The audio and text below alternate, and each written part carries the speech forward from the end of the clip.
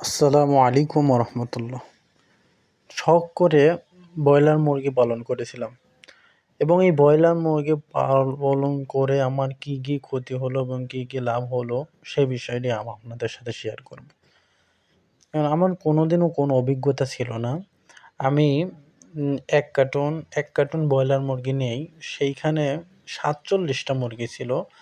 তো মুরগির per piece পড়েছিল ১৫ টাকা পিস।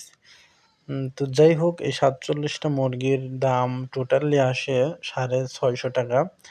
তো আসলে আমার প্রাথমিক কোনো অভিজ্ঞতাই ছিল না।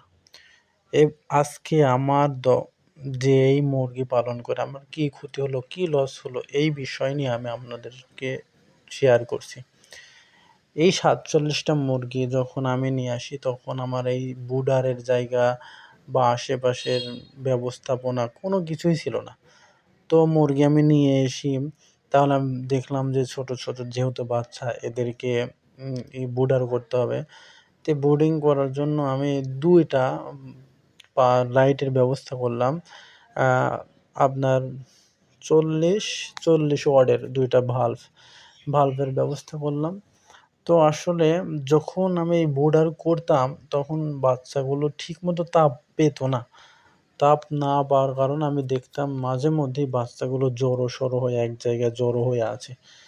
তো তখন আমি যারা করেছে বা করেছে আমি তাদেরকে এই বিষয়টা বললাম। তো বলল যে, "আসলে তাপ ঠিকমতো পাচ্ছে না, এইজন্যই যখনই জড়ো হয়ে থাকবে তখনই বুঝবেন যে তাপ ঠিকমতো পাচ্ছে না।"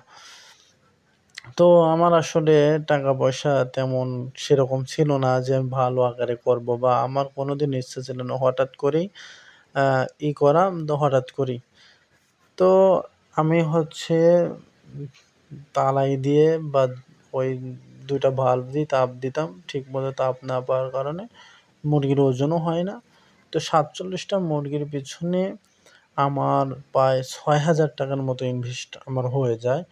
কিন্তু ৩৫ দিন মুরগি সোয়া কেজি, ১ কেজি, ১ কেজির নিচে এরকম ওজন হয় না।